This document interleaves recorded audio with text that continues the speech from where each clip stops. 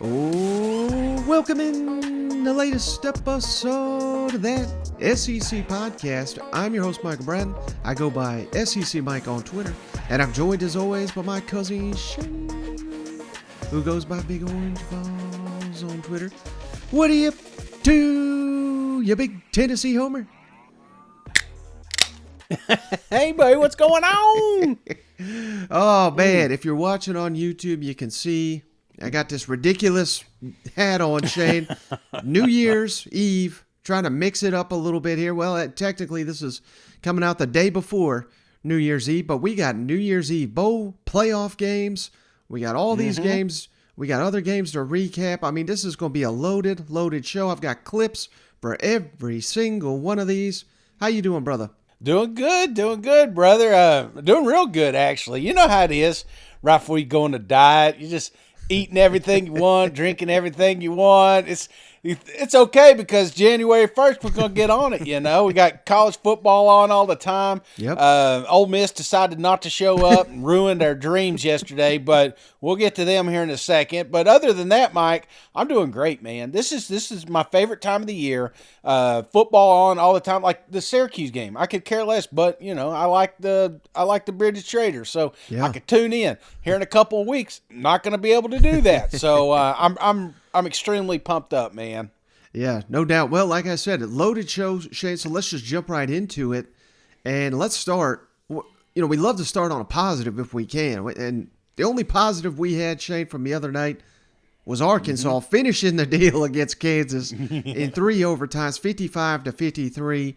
Really shouldn't even had any business going into overtime. Yeah. You know what? With all these damn, this is the Pac-12 officiating. I always hear it's so god-awful, it's terrible, and I'm sitting here saying, well, it can't be much worse than the SEC. Well, we found out it is. You know what?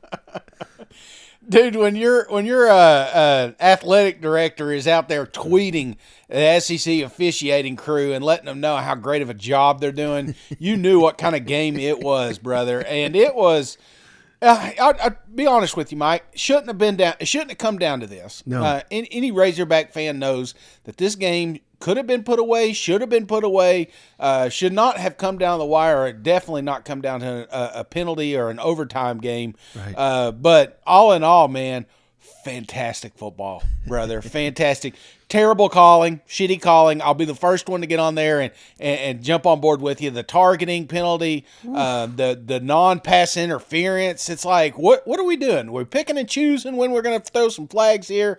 It was absolutely horrible, but it made for a better football game, Mike. I'm not going to lie. I'm here to get entertained, and, buddy, I was entertained by them Razorbacks. Man, my heart was pounded. I can't imagine what it was like being Sam Pittman and company there on the sidelines as a 25-point lead got evaporated. Mm-hmm. I mean, just imagine that, Shane. I mean, how many times have you seen a team give up a 25-point lead and actually win the game? Again, I realize that's pathetic, allowing 15 points in the final 90-something seconds of the football game, inexcusable, but credit to Arkansas, KJ Jefferson manning up, answering the bell time and time again, and once again, Shane, I mean, I cannot believe MVP KJ Jefferson, I believe that, but I cannot believe there are these, there's very, very few of them, but there's people out here that think, man, KJ just can't cut it. Without KJ, who scored 4 touchdowns, led the team in rushing 130, obviously led the team with passing 287, Liberty Bowl record, scored 24 points in the first quarter. Without KJ, this is probably like a 3-win ball club here. My God, I mean, at times he does things, Shane, that I don't know that another quarterback in the SEC can do. And people were giving Dan Mullen, who I thought he did a good job calling the game, Shane. He said KJ put him in the race for Heisman next season. And absolutely. People were giving him hell. I think he's dead on. I don't know that there's a better quarterback in the SEC next year. Mike, I think I was going to say it. I think this kicked off his 2023 campaign, and you know, we talked a little bit about KJ in the offseason last year coming into this season, that this would be an opportunity for him, but But I'm telling you, the SEC is coming up on a down year of quarterbacks. Now, I'm not saying at the end of the season we're going to have, a whole bunch of no-name quarterbacks coming out here, because we're going to have some stars emerge. I guarantee it in the SEC. But early, there's only going to be a handful of names people are talking about, and this put KJ right back on the map for a Heisman return. So I think this is what we signed up for, Mike. If we can keep him healthy, and we keep some talent around him, brother, how can you not consider KJ Jefferson as not one of the best quarterbacks in the SEC next year? Right, and teaming him with Rocket Sanders, one hell of a 1-2 combo. Like you said, we need some help at receiver. Already started to attack that via the transfer portal, but they're going to have to clear up his defense too. And you may be sitting here saying, well, what the hell's that got to do with KJ and a potential Heisman? But, the reality is it's not right, but it's just the way it is. You got to be, one of the better teams in the country. And this defense that gave up 544 passing yards to the Kansas quarterback, that ain't going to cut it. So we got to get a lot better on that side of the ball. Opportunistic, I would imagine, is something you're going to hear time and time again. Forcing turnovers, got to shore that up. But, man, just a hell of a win. The only bowl win we got right now here in the SEC this bowl season comes courtesy of Arkansas, and we talked about it, Shane, leading up to this. I mean, this was essentially a must-win game. Yeah. Arkansas come out, they answered the bell, they looked dominant for the first half, and then, my God, this just, I don't want to sit here and be negative, but I mean, this could have been the worst outcome for Sam Pittman. Again, up 25 points, blowing a lead like that late in this ball game. But this, to me, it basically completely changes the narrative, Shane. And we got a winning record. He's undefeated in bowl games. Hell, and you got to remember, this was probably the worst Power 5 team in the country when Pittman took it over. We've got a little bit more to build on, and something we said leading up to this game, they have got a blueprint basically better than anybody in the SEC, saying, we'll come in via the transfer portal, we'll make you an all-SEC caliber player, an NFL player, and if they can do that again, they can turn this thing right around and be back to 8, 9, 10-win team next season with, again, the best quarterback in the SEC. Yeah, I'm with you here, Mike. And the way they're looking at it, man, if you're sitting on a team here and you're not getting the stats that you want because you got a quarterback that can't get you the ball, yet down here in Arkansas, there's a guy that can get you the ball. He just needs opportunities. I think this is the easiest sale that Sam Pittman and company are going to have to make this offseason, Mike. This is a load up the portal, and I think both of them, man. I think that spring portal is another one I'm going to keep my eyes on because to the very last day, the doors are open, and Sam Pittman is allowing anybody and everybody that can catch a ball is fast and big, to come down here and wear an Arkansas jersey and have a scholarship. So I think there'll be plenty of weapons around here, but I just want it there sooner than later because there's pivotal practices in the offseason, chemistry that I think kind of hurt him a little bit this year, as far as KJ Jefferson. It just seems like sometimes, it was nice seeing Landers step up here, but it seems like at times, especially at the start of the season, there was a little lack of chemistry here, and I think that's important with those offseason reps. So I hope sooner than later we fill up these spots soon. Right. And last thing on this one, Shane, let's kick it over to Sam Pittman. He leaves us his final presser of the season, and he's leaving us some gold here. Let's kick it over to him. I wonder about your emotions when you're up 25 and they come all the way back. And also, is it maybe even a little funner that you had to win it the way you did and not hold on in regulation? I'm exhausted. I never played a snap, and I'm just beat up. They had some turnovers early, and then we had late. Bottom line is, if we hang on to the ball there on that reverse, the game's over at 15. But they did some nice things going down and those things. But usually, when this happens and a team comes back and they tie it at the end of the game, usually the momentum's so severe that the team that was ahead all the time loses. We gathered our team. I think they believed that we could win the whole entire time. And at that point, it looked bleak, to be perfectly honest with you. And then they went right down and scored, kicked their extra point. We did. Ours was fairly easy. Our first overtime was KJ, and it was fairly easy. And then the second one, we went up and thought, I think we all thought up 8 at that point. And game, got looking pretty good for the Hogs. And the last on the 2-point conversion, it was my choice, and I decided hopefully to put some pressure on them if we made our 2-point instead of going on defense.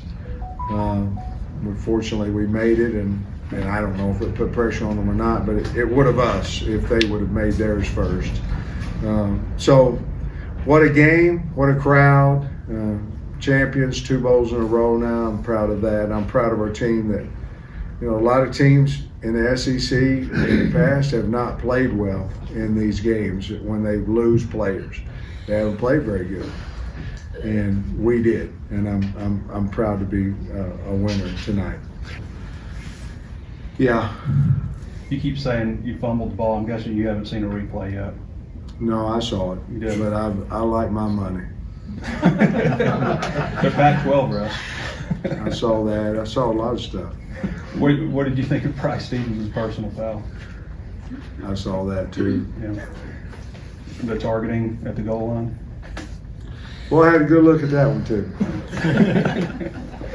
So stupid. All right, smart one there by Sam Pittman. You don't want to give up money before the last game of the season. Get fined. You know what?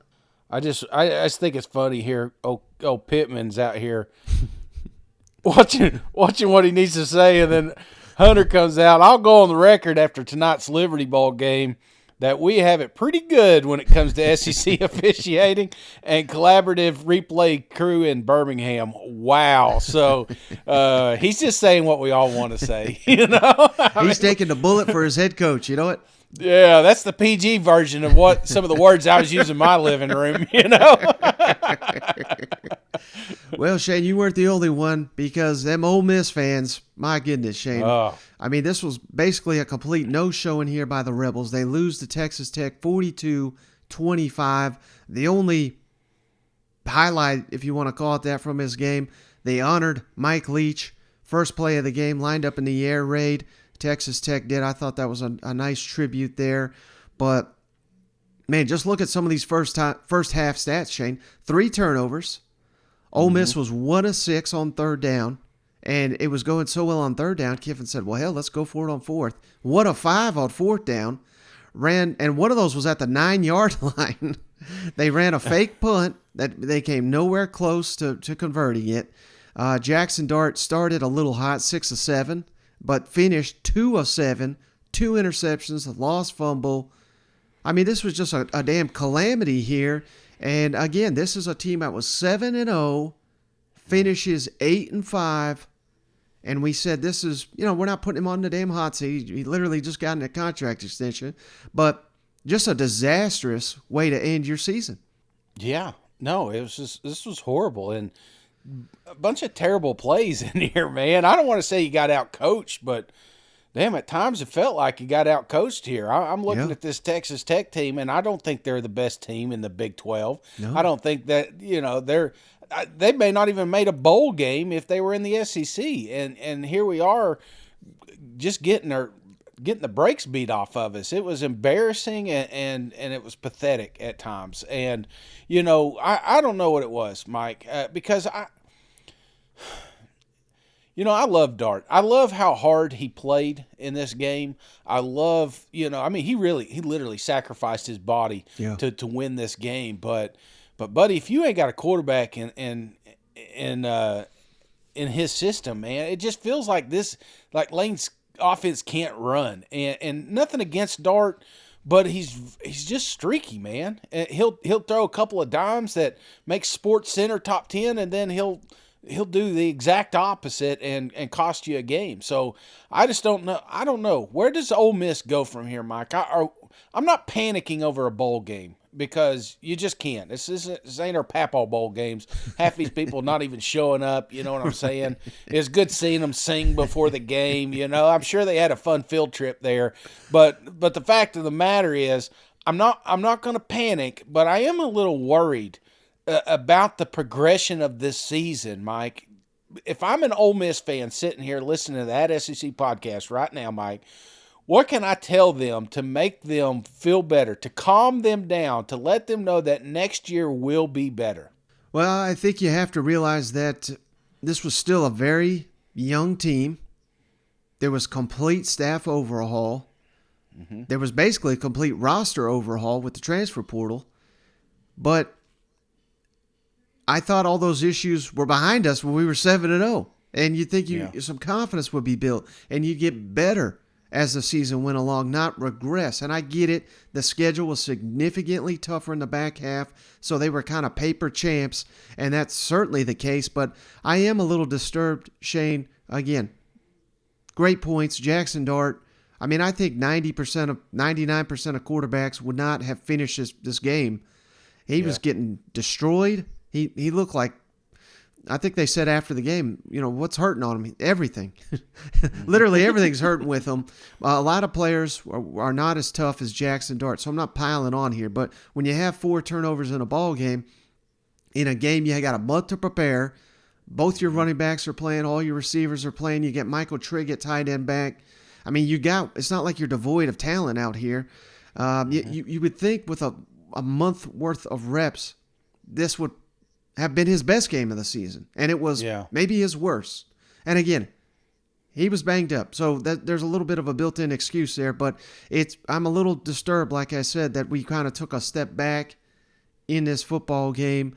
Had they just lost, you know, maybe not that big a deal. But they got damn dominated in this game. And it was ugly. Yeah. And at no point did it feel like they were going to win. And we got coach out here making crazy 4th down decisions. And I mean, it looked like they were a team not only playing with nothing to lose, but playing with nothing to win is what it felt like to me. And I just didn't get it. This is just a bad job all around. And I was just stunned by the lack of just execution, performance, and everything. And man, you asked me for some optimism. I'm going back down. Let me hype it back up. Again, a lot of these guys are coming back. Yeah.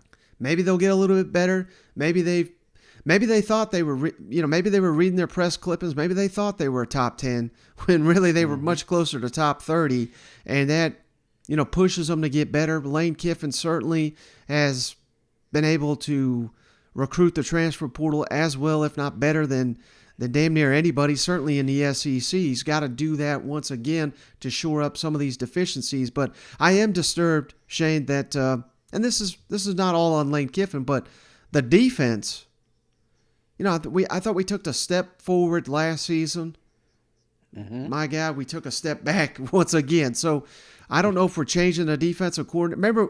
Remember we were flying high and shut down number 1 overall pick Will Levis. I mean, it looked like the defense was going to be a strength, and then once again they crumbled here. So we have got to get this defense going. Like you said, we got to get this quarterback going, because without him, man, this offense was not working. And Lane's supposed to be a quarterback guru. Jackson Dart's got to be a lot better next season if Ole Miss is going to threaten in the West. Yeah, and do you think at this moment, if you were given odds, Dart being the starting quarterback next season, where would you be if you're putting $100 on it? Like from 0 to 100. Right now, 100. Yeah. Because they literally don't have, I don't think they've got a scholarship backup. Well, and again, you hear Lane talking about don't panic. Yeah. I still think we're going to add somebody in the portal here. I don't think that door is shut. But I'm just curious, because we had quarterback controversy coming into this season. I don't know if, again, you thought some of that would have worked out in that winning streak like you're talking about. And I'm not seeing the progression. It just feels like this is as good as it gets almost. And I should never watch a Texas Tech game and say, you know what, I wish we had their quarterback. It shouldn't. Why is that? You know what I'm saying? It should never be that way. But I felt like if we would have switched jerseys here, that Ole Miss would have won this game. But again, it's not all on one player, and I feel like I've been piling on here, so I apologize because he did really try, brother. He Bo Nix that thing, man. You know what I'm saying? But damn, I was sore after that one. My heart was hurting, my eyes were hurting. You know. You know, you guys that cover me know we don't do coach speak. So when I say this, I mean this. I thought that their staff and players did a great job. I thought they had them ready to play. I thought we knew they played hard. You know, very kind of overachieving modeled team that talk from people in the conference how hard they play. And, you know, it happens a lot at home. We were hoping maybe they didn't do it as well today. But those guys, you know, had some good plans. I think, you know, you're going to, as a coach, you break down the game and you say, okay, yards, points, all that stuff, and there's a lot of similarities in the running and throwing of the ball by the teams, but you know you're gonna look really glaring at fourth downs and turnovers. So you know they did a great. Both were very aggressive. You know we were 2 of 7 on the fourth downs. They were 5 of 6. And I thought they had really good plays and some speed option and checking the different things. So I put that on coach, and I thought their fourth down schemes were better than ours, and ours were actually shorter yardage sometimes, and you know weren't able to move them, and so I give them a lot of credit for how well they coached and how hard they played. And after the fourth down, then turnovers. So you know, do some analytic chart, and you're going to be 99.9% if you know. You don't make 5 fourth downs and you turn over 5 times, you know that's 10. Now one of those fourth down is a turnover, so that's really 9 times, right? So if I just did the math right, that's 9 times you give them the ball back without kicks going or scores going on. So that's gonna not bode well, and it didn't tonight. I thought we had a little rally there in the second half. Thought Jackson did better. He had a really poor first half that he would tell you, some critical plays and, you know, obviously the turnovers, but, you know, fourth down with the guy in the flat, and he thought it was a different play and took a shot deep, you know, which killed some momentum there on a 4th and 1. So it's a shame because, you know, this would have been a great game to win down here versus a very good team and go out for these guys that were the last game. So, again, credit to them. I thought they did great. You know, the using of the timeout was just very frustrating in the situation. It did not win or lose the game. But just so you guys know, because I like our players to be composed, okay, you know, I'm told on our sideline after that long thing, after the fumble, which we got a lot of good momentum going, so we fumble the ball back. They get the ball, and you know, there's this big fight, and we're yelling at our players, you know, and their coaches are taking their number 11 off the field, screaming at him because he spit on our player. And so the side judge on my side says to me, you know, hey, they're 11, and he actually points that way. Their 11 is going to be ejected. You're 71, you know, fought back, so he's going to get a penalty too. So I'm like, okay. Then all of a sudden they let out our 11. Well, our 11 is Jordan Watkins, who wasn't in the fight. It was their 11 fighting 71 that everybody knew because their own coaches were yelling at the guy. There was a racial slur involved. That's not the point of what we're talking about the spitting part and the penalty that was said. And so if you look at, I brought our own 71 up to the officials. I said, right or wrong, do you see him crying? He's not crying because he spit on him. He's crying because he got spit on and something was said. So, and it just didn't make any sense. It was really poor to have that many officials that communicate. They all have these wires and they all talk, and they did a great job on some other ones of getting them right. But that's not good. You know, you talk about spitting on people and calling the wrong number 11, who, if you meet Jordan Watkins ain't doing that. Okay, if you know him, and he's the receiver, he ain't in the fight with the defensive lineman. Or the left tackle. So that's why I was so discouraged, because they had still told me he was ejected. So now I'm trying to game plan on the sidelines, yelling at Jordan, getting our subs all right. And Jordan's like, Coach, I swear to God, I did not spit on this guy, nor did I even come close to spitting on him. Here's our other tackle crying, talking about how derogatory it was, what was said, and getting spit on. So that's why I called timeout to try to get him to get it right. Like, you got all these officials, guys, communicate. And he's right, that's a big deal, if you're going to eject. So then they say, well, he's not ejected. So did he spit or not? So now he's not ejected because you're not really sure which 11. So that's why, just so you know, because I tell our players to keep their composure, and I'm going to defend our players when, a kid spit on and then accused to the audience, a national audience, that it's him. And so Jordan's, got to deal with this. So that's why that was. Well, brother, hey, we got some games to pick, but before we get to that, just real quick, some developments here out of Baton Rouge. This was 180 of all sorts because on Wednesday afternoon, LSU announced Kayshon Boutte. They didn't technically say suspended, but they said he's not playing in a bowl game. No excuse given. He's still on the team. He'll be back in the spring. And then a couple hours later, Boutte says, "Hey, I'm off to the NFL." I mean, it's like, what the hell's going on down here? It's like that Dave Chappelle gif when he knocks the water over and runs out. I'm out. Exactly. I mean, this is a guy, Shane, that on December 5th puts it out that he's coming back.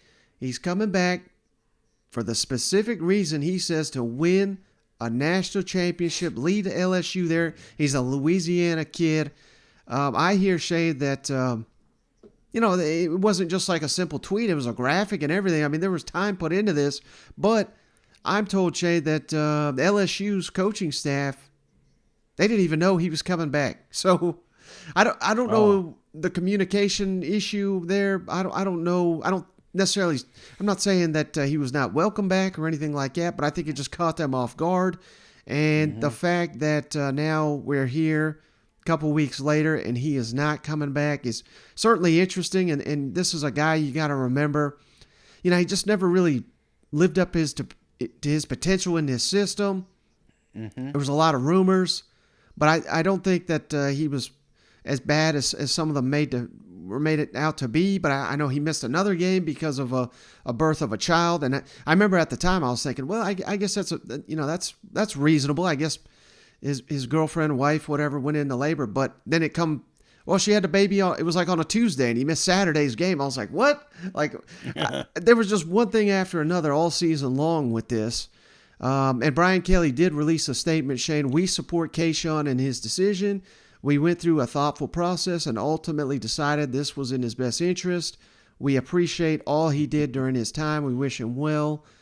But again, do they put out a statement a couple hours earlier saying he's coming back, he's just not playing in this game, only for him to turn around and not be a part of the team?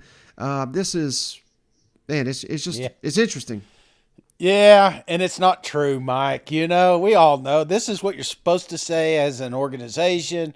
Boutte saying the right things as he's going into the NFL draft.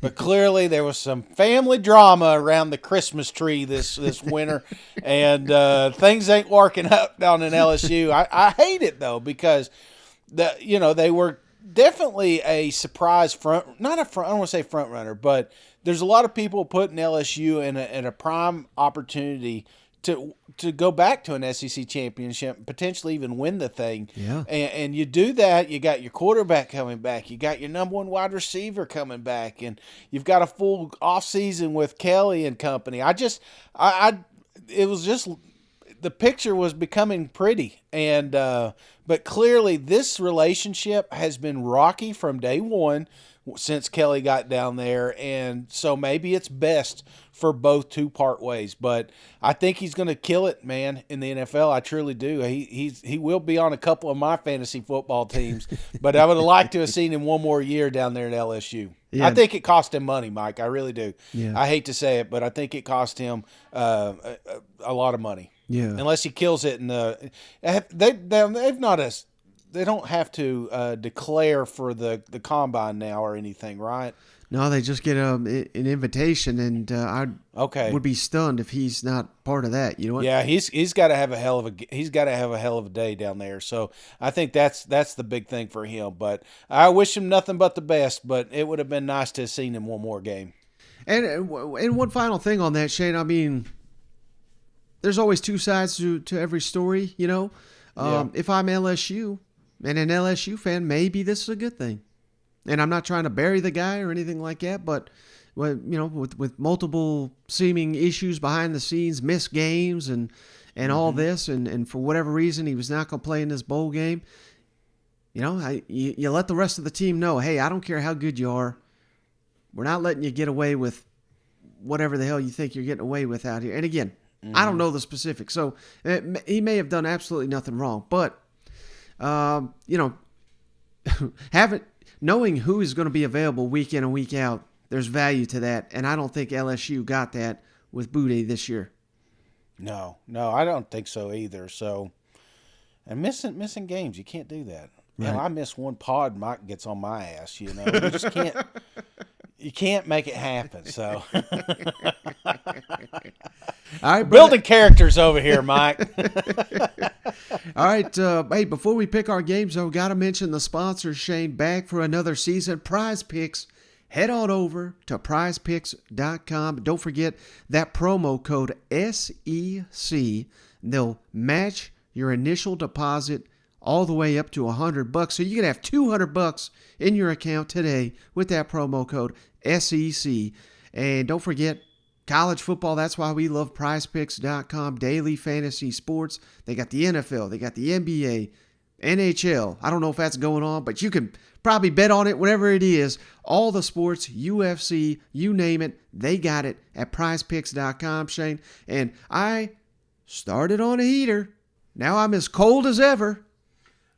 So I'm not even going to give you my prize pick, Shane. This is what I thought I'd do. I'd announce or, share with you some of the selections here, and I'm going to let you, brother, tell me your favorite one or two because, man, I can't pick a prize picks to save my life, so I'm trying to help the audience here. I'm back, baby. I'm back. The Midas touch is in the building. All right, Shane, so these are all having to do with them Georgia Bulldogs. Okay. Prize Picks, Georgia-based. They're big dogs down there. Stetson Bennett. Of course, we'll get to the actual game here in a minute. Ohio State playoff game. We all know. Stetson Bennett, over under 270.5 passing yards. Mm-hmm. So let that sink in for a minute. And when you might love this even more, Shane. Stetson Bennett, over under 14.5 rushing yards. Oh. I think you'll probably like that one. So yeah, maybe if you had to pick one of those, again, 270.5 passing yards or 14.5 rushing yards, over, under, which one do you like the most out of those? Rushing, Mike. Absolutely. That's one play for Stetson. I mean, you forget how mobile he is, and he doesn't have to run often, but this game is pivotal and expect the full. The yards passing scares me because I truly think that Ohio State is overrated because it's Shane, and he hates Ohio State.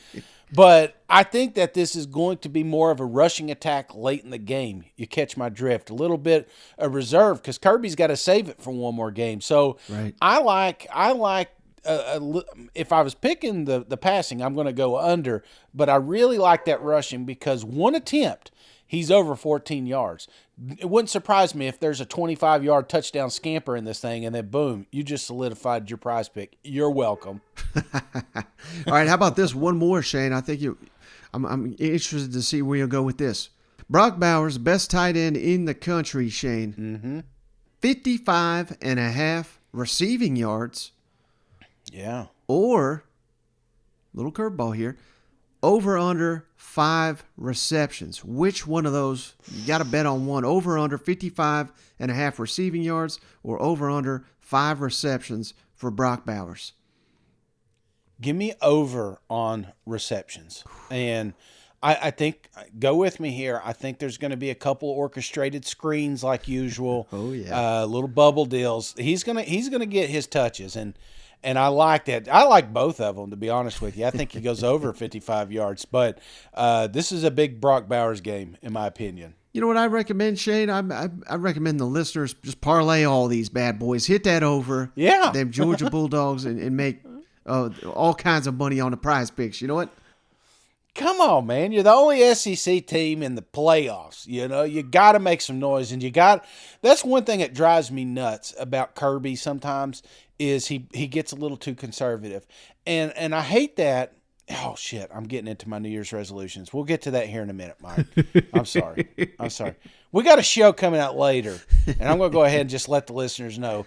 We're going to do a show, and it's going to be our New Year's resolutions, what each coach should have as a New Year's resolution going into 2023. So kind of ruined a little bit of it right there, just a little tease for Georgia. But, yeah, I just look forward to that show coming out next week. All right, buddy, how about let's go. We'll get to that playoff game in just a moment here, but let's start with the Friday action here. We got 2 bowl games featuring SEC teams on Friday, starting with the Gator Bowl, Shane. Number 19 South Carolina versus number 21 Notre Dame. The Irish favored, by 3.5 points. No respect for them Gamecocks. They'll find out. 3:30 Eastern, 2:30 Central on ESPN. The over-unders, 50 total points. This is actually the first time, Shane, since 1984 that South Carolina and Notre Dame have faced off on the gridiron. Who you like in the ball game? Well, I like Bruno out in the yard if he don't cut his shit out right now. Sorry about that. Mike, is Spencer Rattler not playing this game? He's suiting up. Huh? Did I miss something? Is Wales is he already in the NFL? The juice is loose. I'm just trying to figure out what in the right mind do they think Notre Dame is going to beat South Carolina right now? Have they not seen the tail end of this thing? You put any, I guess, are they ranked high enough? Yeah, Notre at 21. I guess they can knock them off too, man. This is crazy talk, Mike. And I think sometimes we get our blinders on, and we think the SEC doesn't care about the bowl games as much as they used to. And have we had a couple opt-outs? Absolutely. But we've got a lot of players that stuck around. And some of those players that did stick around is the reason that they're in this bowl game to begin with, Mike. So I think that this is a audition, brother.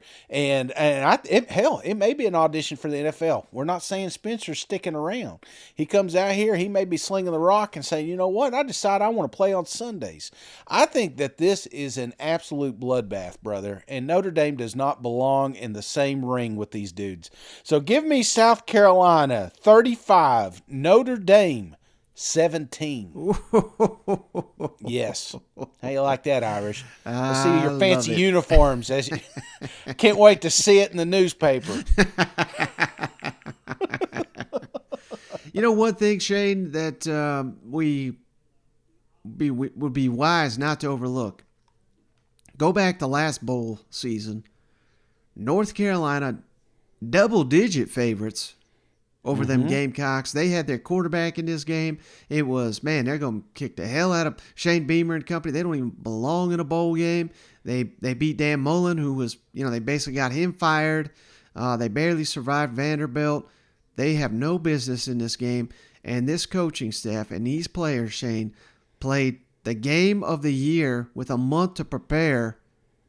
We got us a hell of a coaching staff here, Shane, and some versatile players. Let's kick it over to Shane Beamer and Spencer Rattler real quick. I thought this was some terrific audio just on the versatility of a lot of these players and Spencer Rattler deciding to play in this game. You've got a young man there as a wide receiver, but he completed all 9 of his passes in a bowl game last year. You've got a punter who's never thrown an incomplete pass. You've got a defensive tackle who caught a pass and a fake field goal and scored on a 2-point conversion. I don't expect you to give me your game plan. However, does all this serve a purpose? Does it help running your base stuff with the threat of all that out there? Yeah, absolutely. All those guys that you're referring to are really, really good, just football players in general. You've referenced DK and what he's done, throwing the ball, catching the ball, running the ball. He can do so much, and certainly from a from a defensive standpoint, he presents problems to defenses because he can do so much. And then the other guys that you talked about, Tonka and Kai Kroger, absolutely, whether it be from a special teams standpoint and the threat of fakes and things like that, absolutely. And, you know, we want to be aggressive in all three phases, offense, defense, special teams. And when you have guys that can do different things, it certainly helps, you know, for sure. The more that you can do as a football player, the better. And those guys are all really good football players, really good athletes. And you referenced those three, and I'd say we got a lot of guys, you know, like that as well. And particularly when you get in the bowl games, the more you can do, the better when you have rosters that aren't quite the same as what they were at the end of the regular season. And then it only helps them in their future, too, as you go to the next level. The more things that you can do in all three phases, the more value you bring to a team. Decision to make. Why was playing in this bowl game so important for you? Why'd you kind of decide to just go out there? I mean, it's just like it's the right thing to do. Like we put in all this work throughout the season. This is family. These are my brothers up here. Playing for Coach Beamer. We want to finish this thing out right, you know, for this season with this team. And, you know, we put in a lot of hard work in the off season and in the season. And we're excited to cap this thing off with a big game tomorrow. Right here. Emily Adams with the Greenville News. Spencer, Juice has talked a little bit about, you know, your decision kind of being a factor in his decision. Just how important is, you know, having that connection between the two of you, especially in a game like this where you're a little thin at, you know, running back, tight end, some of those other skill positions? Oh, yeah, most definitely. I mean, Juice is a big-time weapon for us, just like DK and a lot of these other guys on the team. So he's definitely a factor for us. He's been working his tail off this week. You know, I'd say neither of us are thinking about our decision right now. Our focus is what can we do to help this team the most tomorrow. And, you know, we've been preparing. We got another day today out on the field, so all of us are going to sharpen it up today and then roll in tomorrow confident and ready to go. This is a story, man. This is you know, maybe not a 30 for 30, but this is a story that, you know, 5-10 years from now, you're probably going to start forgetting. But the way this team has come together here at the tail end is just, I mean, it's short of a miracle, man. I mean, these nobody wants to play South Carolina right now, and it blows my mind the lack of respect that they're getting coming into this thing. Yeah, and think about it, Shane. I mean, again, 2 seasons ago, this program was in rough shape.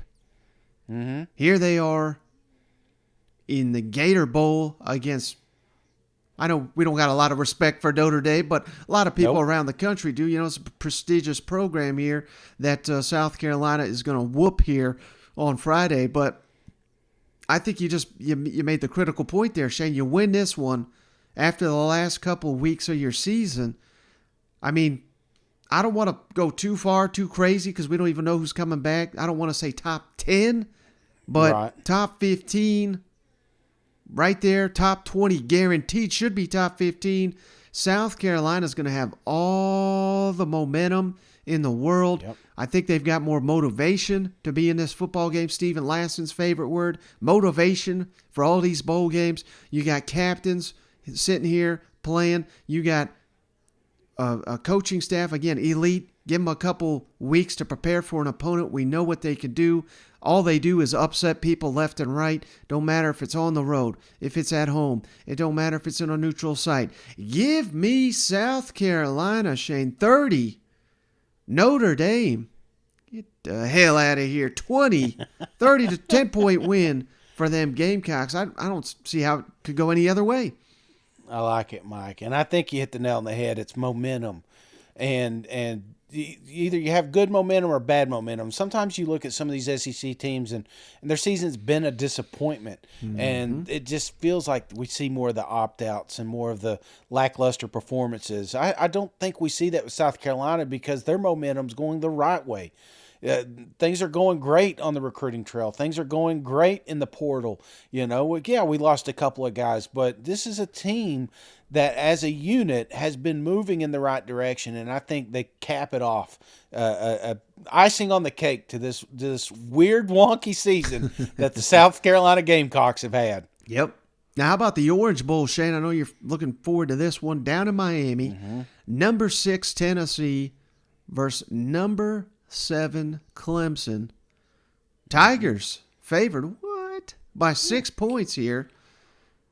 8 o'clock Eastern, 7 Central on ESPN. The over-under 63.5 points.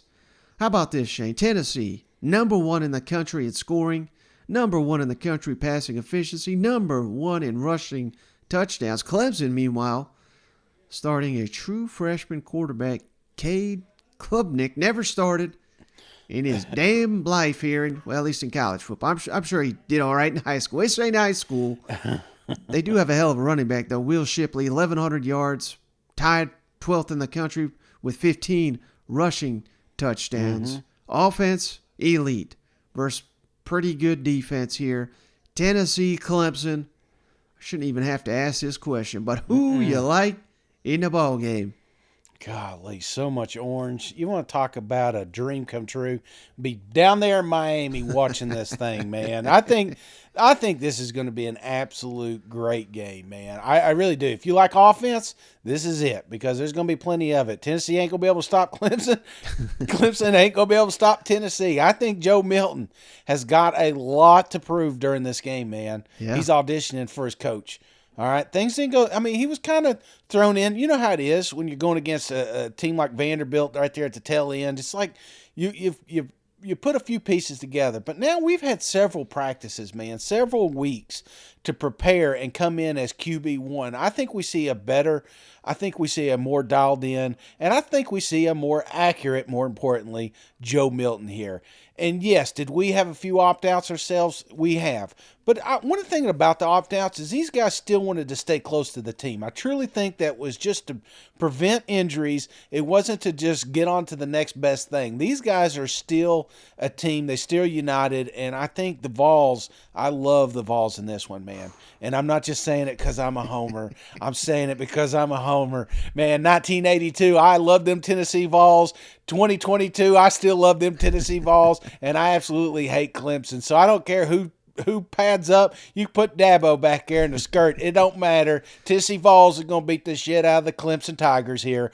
42, Clemson 20, and I like to have 35 of those points in the 3 quarters. A lot of points, baby. A lot of yards. Yep. And, hey, I think you hit on something we've been talking about for weeks. One of the biggest storylines in this matchup, Joe Milton, how he performs, national spotlight. Many, many, many doubters Joe Milton has. This will be the first and maybe the last, but hopefully just the first opportunity for him to rewrite his story. Yep. Starting with a big, big run towards next season, going up against, again, I don't know how elite they are, but very good Clemson defense. They're ACC, so I can't give them too much credit. But by all accounts, a very great defense here. If he can put on a show, I don't want to say he cement himself as a starting quarterback, but he more or less will. So before I make it my pick, Shane, let's kick it over to Josh Heupel. The importance of this football game to the Tennessee Vols, the importance of this game for Josh Milton, or for Joe Milton. Can't even get his name right. That's how much disrespect I'm giving him. Joe Milton moving forward to next season. Were you able to do to keep them motivated and make sure that this game was important to them? Yeah, we had to reset the following week, and I think you guys played the week after as well.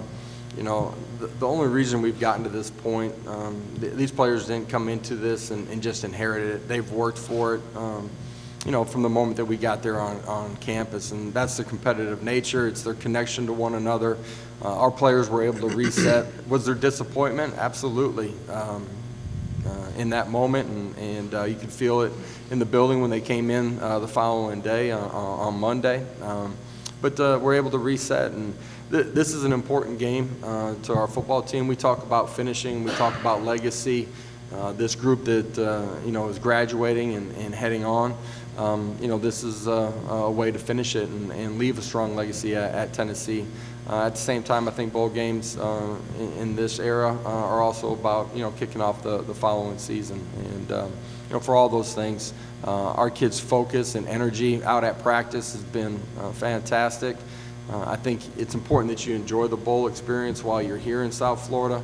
But when you're in meetings and you're on a practice field, you got to be dialed in and locked in. And I really like how our guys have handled the week up until this point. Friday's important because, this is the last game for this football team this season. And it's the end of that culmination. We're going to have competition at every position next spring. In our program, you got to go out and earn it and take it every single day, and that's true at the quarterback position as well. And everybody inside of that room understands and knows that. Joe's been great all season long. I think it's a unique story in today's atmosphere inside of college football that someone is that talented and has had some success at the quarterback position, ends up being moved to the number 2 spot.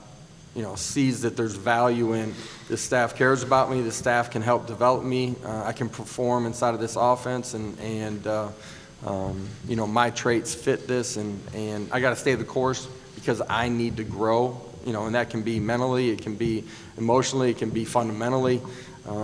I think, in today's world, for a young man to see that and be able to say, hey, I'm going to sit here, I'm going to compete every single day with Hendon, or whoever that young man might be, and to handle it the right way is a great story. And he's prepared like he's going to be the starter all off season, all training camp, all season long. He's continued to grow. We're playing a great opponent, great defense. It's going to take all 11 to go out there and perform at a high level tomorrow. But I'm excited to see Joe go compete, man, and excited for this opportunity for him. All right, Shane. So, hey, motivation. Again, that's critical in these bowl games. Tennessee being discounted without Hendon Hooker. Even a big orange ball there, doubting Tennessee's defense. I think the defense got something to prove in this ball game. Shane, going up against a true freshman quarterback. I get it, he's touted. He had a big ACC championship against, worthless North Carolina team. I get it. Mike, I had a big breakfast this morning. You don't see me having a parade, I ain't buying it, Shane. I ain't buying it. And I thought I was high on the Vols going into this matchup. I mean, national spotlight, they have been delivering time and time again under Josh Heupel. When you doubt them, that's when they play their best football. Give me Tennessee 42. We both like 42. Oh. Clemson, I'm going a little bit better, though, 27. Little bit more of a ball game, but no, underdogs or not, Tennessee by double digits. I think this is just going to be just the final chapter in one of the more incredible Tennessee seasons in damn near 2 decades. I like it, Mike. I like it, brother. Man, I'm so ready. It's been so long. I mean, you go through that little lull, and the holidays is great and all that, but it's like, oh, man, we got some football. We got to dial back in. You know what I'm saying? Yeah. I love talking about it. These games sneak up on you, too. Yeah. They're at weird times. You know what I'm saying? Yep. So what are the times of these games, real quick, for the listeners? So Tennessee will be 8 o'clock Eastern. Okay. 7 Central on ESPN, and South Carolina early, 3:30 Eastern, 2:30 Central on ESPN. So back-to-back ESPN action on Friday. That's what I like, man. That's what South Carolina better get done too, because I don't want one of those drug out, five overtime games, and I've got to go to SEC Plus to figure out where the Tennessee game's at. Just knock them out early, Gamecocks. Now we got a triple header though on Saturday, Shane, starting with the Music City Bowl here in Nashville. Kentucky versus Iowa. Iowa, 2.5-point favorite. Over under 31 points. My goodness. Noon Eastern on ABC, nationally televised. Man, this is going to be a rock fight. Who you got winning the ball game, Kentucky or Iowa? Oh, Mike, what a to go from Tennessee and Clemson 60 points to this one right here, Mike. I'm not going to pick against Kentucky. I'm not going to pick against any SEC team. And obviously that's bit me more than it should here in the bowl games. But, brother, the over-under on this thing I think is, 31 points? 31, and yep. and I like the under. Do you like defense? Well, that's what you're going to see a lot of here. I think it's a lot of keep away. I think it's a lot of ground and pound. The last time we saw an offense without Will Levis, it did not look pretty, Mike. But I think they're overlooking them. I think they're overlooking the Wildcats here. So, Mike, I'm not going to beat around the bush. I am zero confident. This is my Morristown Honda pick, okay? I'm going Kentucky 7, Iowa 6. That's it. Special teams finally wins a game for Kentucky. Yeah, I mean, you said you're not down in Kentucky, Shane. I'll just cut right through it. I am. I mean, yeah. I just don't got any confidence because I don't know what the hell we're going to see. We're firing coaches left and right. No starting quarterback, no starting running back, elite running back. Apparently the top NFL quarterback for some reason. We're starting Destin Wade. I don't believe he's ever taken a snap at quarterback. True freshman. This was a guy, Shane, that Tennessee didn't even think could play quarterback. Take that for what it's worth. But I think we're just going back to Lynn Bowden days, man. We're going to run it, 60, 70 times in this football game, try to eat up that clock as much as we can. But the problem is Iowa's got a really good defense.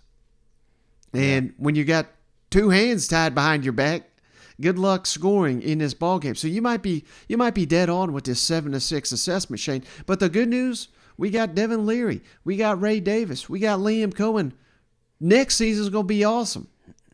We're going to do a complete 180, but unfortunately for Kentucky, we got one more game to get through before all this awesomeness can join your sideline. So, hey, let's not go in depth anymore on this one because I hate even doing it, but I'm going Iowa 20, Kentucky 10.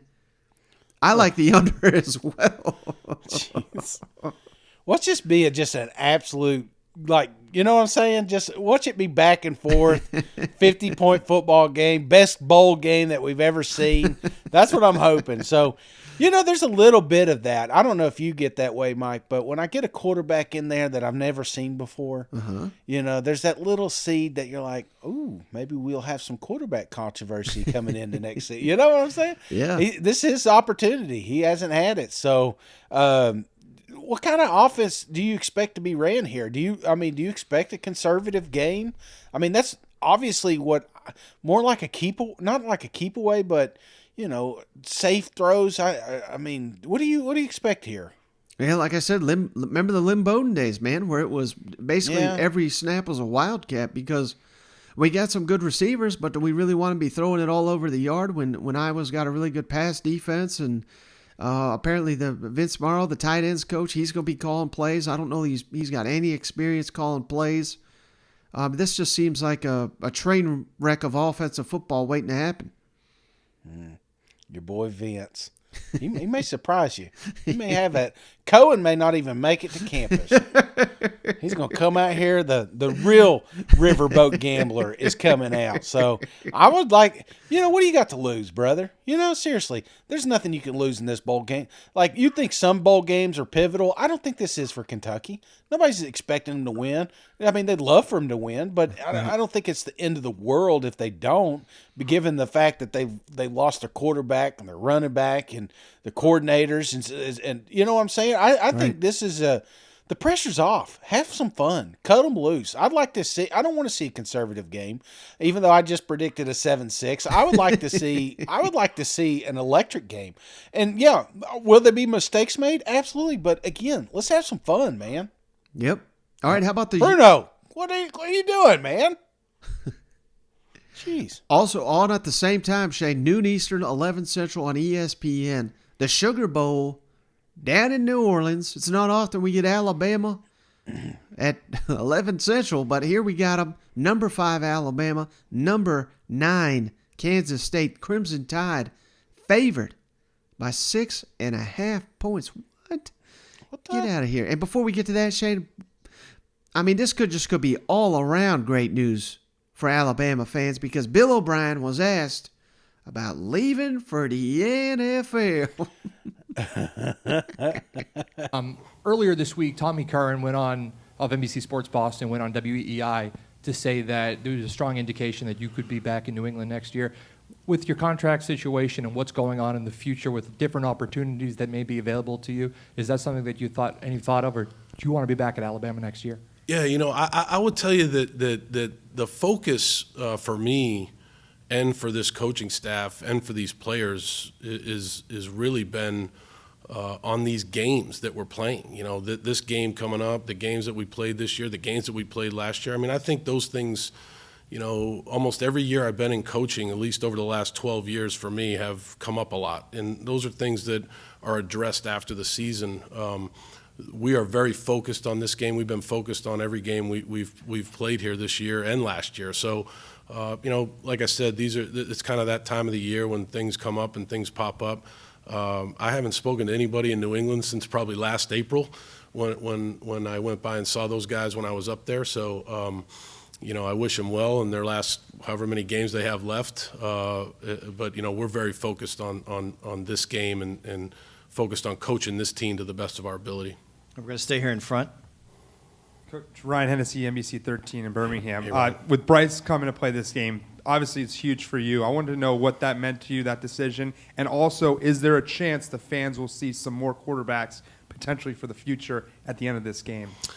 The first answer to your first question is I think it's unbelievable. I think when you talk about Bryce, Will Anderson, the other guys that have decided to play in this game, I think that says everything you want to know about the culture of Alabama football that's been built by Coach Saban, the players that have played here in the past, for these guys to play in this game. Coach talks about it all the time. I mean, the best way to create value for yourself as a player is to play football. And so those guys took that message to heart. They really enjoy playing with their teammates. Bryce is an outstanding leader. That's the guy that I'm around the most, so I'll speak to him personally. He's a great leader. He believes in the culture of Alabama football. He wants to go out on a winning note. He's practiced really well. He's done a great job with the younger players and even the veteran players that have come back to play. So, I think that it's a great opportunity for us as a football team, and I'm very proud to be Bryce's coach. On the second question, I think it's going to be, and of course, I think Nick Saban's like, it'd be your best interest that you find a job and not me make you find a job. Exactly. But more importantly, Shane, Bryce Young, Will Anderson suiting up for this ball game. Also got comments here from Bryce. Let's kick it over to him before we make our selections. Bryce, what does Alabama mean to you? A lot of rumors this might be your last game. I know it's probably you'd make your announcement on your own, but what does it mean to you over the years and the success you've had? I mean, it's hard to put that in words. I mean, from coming here, coming here and being so much younger as a freshman, this being such a big step for me, not just on the field, but academically and as a man. Growing up, learning to be far away from family, live on my own. Obviously that, Alabama gave me that. And on the field, to be able to play with such great players, to be coached by the best, just to be embraced by, the best fan base in the country. I can't describe how much the university means to me. So I'm forever grateful. I mean, this is, just having this opportunity and being here for the time I've been has been a blessing. So I'm super happy to be a part of the team. We're so grateful for the support that we have, from our entire fan base, the whole community, the University of Alabama. It's a big family there, and that means a lot too. I always want to do my best, put my best foot forward, of course, for my brothers and for the team, and for us, but also for those who support us. Again, we have the best fan base in the country. People that ride and die for us and support us through the ups and downs, good and bad, and are always there through it for us. And I know how much it means to us, to the community, to the state. So I always want to do my best to make all that support us proud. It's a trend for people to skip these bowl games as their high-projected picks. Can you just tell us why you decided to play in the Sugar Bowl? Yeah, I mean, how I looked at it was just an opportunity, another opportunity to play with my brothers. And I love the guys on my team. I love this team. I love this program. Going to work with the group of guys that I'm privileged to go to work with every single day. I see how hard we work as a group, how much we pour into this, and how much this means to us, how much it means to me. And it was easy for me because I just feel grateful that I get to go out and play with these guys, to compete in practice, to share that field. And for me, looking at it, I looked at it as another opportunity. And, you know, for me as a leader of this team, what is something I pride myself in, you know, there's a lot that, you know, I think it's most important to lead by example, to make sure that any time that I'm leading, I'm telling other people to do things, you know, I have to do that first. I have to make sure that I'm doing the right things, and, you know, I have to be comfortable being held accountable. And for me, you know, another opportunity to lead the team in every way that I can, and to be out there and run out of the tunnel again with my teammates, it was an opportunity I couldn't pass up. So, you know, I'm just honored to be a part of this team. And as a leader, I felt like it was important to me to make sure that we finish this year. All right, Shane, so when you get comments like that from your star player, probably the number 1 overall pick in the upcoming NFL draft, I don't give a damn what Mel Kiper says. I mean, it's impossible to pick against Alabama, isn't it? Brother, I've never been more confident in a bowl game in my life, because this means more. I mean, you've got your quarterback, Bryce, probably never suiting up again, like you said, in an Alabama uniform, coming out. I mean, who has more to lose? You look at all these opt-outs. You got Will Anderson not opting out. You got Bryce not opting out. That's millions of dollars, man. That's potentially, in the length of their career, it could be $500 million, you know, if you add up all the monies that they're probably going to make. So I think if anybody's got anything to lose, it's those two guys, and the fact they're coming back, I think that is the lightning rod that this team needs, brother. You want to talk about dialed in? These boys are dialed in. Hell, Nick Saban's even out there stretching with them. You know what I'm saying? Alabama is going to beat the shit out of Kansas State. I'm just telling you. I think this will be the first telltale sign. You know, everybody's talking about what's her name? TCU. You know, were they legit or not? Do they belong in the top 4? I think after you watch this game and watch Alabama put them away, you're going to say, we made a mistake. We should not have put TCU into this thing. Alabama is going to – okay, I'm just going to stop saying it, brother, because I'm just going to let you see it at noon. I can't believe it's at 12. Maybe that's when you know. Media doesn't even care. They want this game to be over with so they can carry on their day. So give me Alabama 49, Kansas State 7, brother. It's going to be brutal. Brutal. Well, we do got 2 playoff games after this. I think that's why it's so early, but – no, I know that. I'm just saying, but December 31st, you know, it's like noon. I mean, it's just more disrespect for Nick Saban. Oh yeah. You know, did you not hear his plea? At least put him on at 3:30 on a. Yeah, but anyway, I'm sorry. Yeah, there's no if there's some way Saban can spin this into a disrespect card, he's gonna do it. It's everywhere. But yeah, Kansas State, nice team. Seen them play against, like you said, TCU in a Big 12. Oh, man, they look like a quality team, Shane. They look so quality, they could probably be the 11th best team in the SEC. You know it? Like you said, I mean, we got so much going with us here with Alabama. How in the world can you not be anything other than locked in when you look over there and you see Bryce Young, you see Will Anderson suiting up, putting it all on the line for you in their final games before they're probably the number 1 and number 2 overall picks in the upcoming NFL draft. You nailed it. You always go a step further than me. I can't quite go 49-7, but I'm going 38-9. Alabama's just going to roll Kansas State. And, hey, savor every moment of Bryce Young and Will Anderson in an Alabama uniform, because the way we see this thing going, they may not play in the second half. You know what? Yeah. No, I maybe. You know, I think Nick Saban's going to pull him pretty early. I think that's the type of game we're going to have here, Mike. Right. And he doesn't want a Tua situation. You remember, you know, keeping him in there longer than he should. That's kind of what I feel here. I think the fact that these boys are coming out there and playing, I expect a hellacious first half, but a very, very vanilla second half. So that's the only reason I'm a little discouraged about my emotional pick there. But I still think we look back and we're saying, man, these two teams should not have been in the same ballpark here. Right. Now, final game here, Shane, the big one for the SEC, the Peach Bowl, of course, college football playoff showdown in Atlanta. Basically, the second home to them Georgia Bulldogs, Shane. They opened the season in Atlanta. They just closed it in the SEC championship. They're back to face number 4 Ohio State, the number 1 team in the country, though favored by 6.5 points, over under 62 points. Game kicks off at 8 o'clock Eastern, 7 Central on ESPN. And how about it, Shane? You may have missed it. Ohio State defenders asked, how many advantages you got in this ball game? Listen to what these Buckeyes had to say. A lot has been made of this Georgia offense and some advantages they may have. Where do you guys, and this is for all of you, where do you guys think you may have some advantages? Everywhere. I think it just comes down to, all of us just doing our job, and if we do that, we have a really good chance. Yeah, I agree with Tommy. I think we got, advantages, across the board on both sides of the ball, and we just got to, go out there and execute. Yeah, I agree. I think it just comes down to doing your job and executing at the highest level, and I think we should be fine. So we have advantages across the board versus Georgia. Oh, my God. Shit.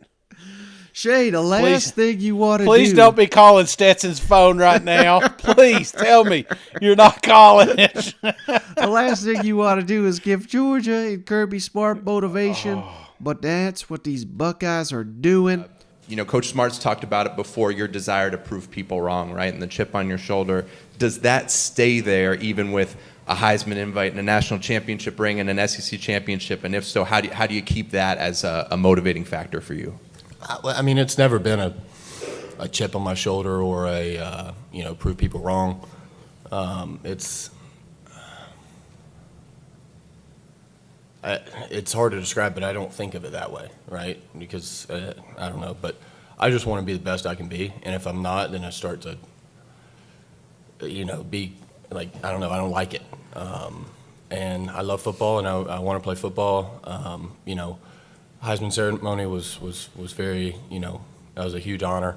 That's not why I play, so that's not going to change the way I play, So we've got a game to win, and we got to prepare like it, otherwise we won't. So the Ohio State players who were in here before y'all were asked what advantages they think they might have against the offense. And they said, we have advantages across the board. And I wanted to see if y'all wanted to respond to that. Yeah, certainly. I don't really want to get into the particulars right now, but, obviously they were undefeated until the last game of the season. It's hard to do that. And we were too last year until we lost to Alabama. And then, we ended up winning it all. So we certainly are not taking Ohio State lightly. They've got, like they said, they've got advantages all over the board, and, so we're going to have to go play football. Who do you like in a ball game here? Not Ohio State, I'll tell you that. And like you said, you can't give these boys fuel because they know they're the better team out there. And I think that's why we've had some closer games with Georgia Bulldogs, because they know they're just going to, just show up and show out. Yeah. But you give them fuel, you give them ammunition. Kirby will drill that in their heads all week, and don't think that they're not going to hear about how great Marvin Harrison Jr. is or how great the snubbed quarterbacks. It's just these guys are elite. He is literally pounding it in their ears, and it is making these Bulldogs angrier and angrier. And this defense is going to clench its grasp around them and just snub out the fire, brother. Just all the desire to play that. They're going to be ready to opt out after this thing, brother, because Georgia is the bigger, badder, physical team here, and they really put it to Ohio State. So, brother, I think this game's over, and I think it gets a little conservative on the back end. That's why I'm a little leery on the points, but I'm going to give Georgia the edge. 31, Ohio State 13. Oh, I like that score, Shane. I mean, yeah, when you got a finesse team going up against the most physical, the most tough team in all of college football, I mean, how can you do anything other but then pick the Bulldogs, Shane? Yeah. Stetson Bennett plays his best in the biggest moments. He's going up against another top NFL prospect, allegedly, and C.J. Stroud, who is scared to death to run the ball. Just imagine how scared he's going to be going up against Jalen Carter and company when he's staring at all these dogs just, drooling to get after him. You know what I mean? That place is going to be jumping, man. That thing's been sold out for how long? Since the moment Georgia, probably since before they won the SEC championship, they knew they were punching their ticket to the playoffs. So, yeah, I mean, this bad, they probably since they beat Oregon, Shane, Yeah. Dog fans have been buying up these tickets because they knew Georgia was going to end up there once again in a college football playoff. But, I mean, I think Ohio State's only prayer, Shane, is to outscore Georgia. And good luck outscoring. That means you got to score at will on this defense. And nobody has been able to do it outside of Bryce Young and 2 NFL receivers that he ain't got this year. Right. You know what I mean? So, right. I mean, that is the only way to beat Georgia. And I just don't see any way in hell that Ohio State, that just got steamrolled by Michigan, which is like a little brother version of Georgia, how they're going to do it in Georgia's backyard, Mercedes-Benz Stadium. Bulldog, Shane, 37. Ohio State, 13. We both like Buckeyes to score 13. I guess, I call them the Luck Eyes. They get lucky a lot. Yeah. That is not going to be their lucky number here on Saturday, though. You know what? The Muschamp out here digging up old Herb Street. I just love it because there is just, here's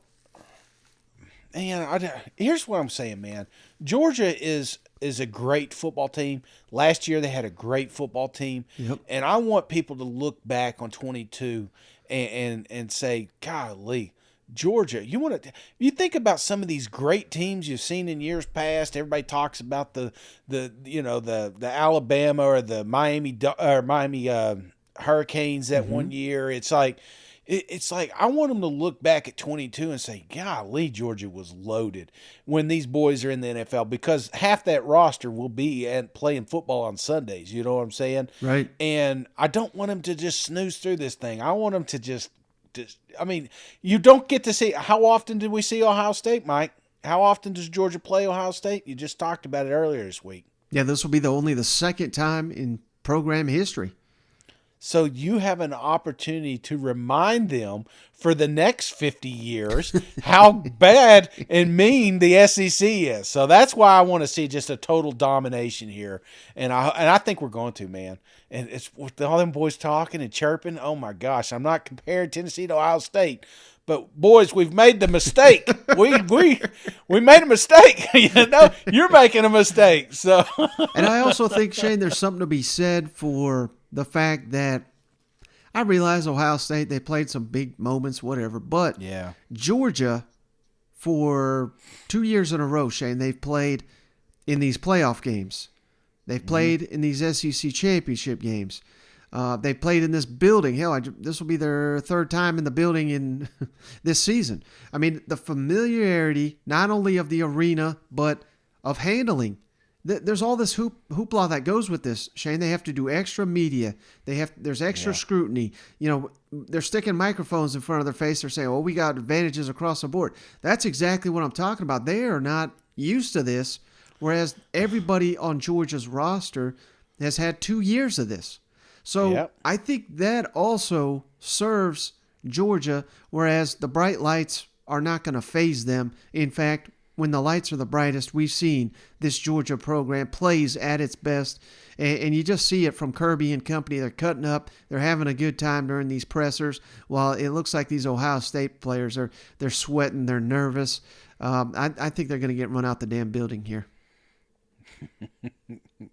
Can't get here soon enough. But hey, brother, okay, I think that's a perfect way to end it. We got tons and tons of football to enjoy this weekend. Going to savor every last moment of it because this is going to be the last time for most of these teams that we get to see them play. I appreciate you. As always, I appreciate each and every one of you for hanging out. Happy New Year's. Enjoy the football.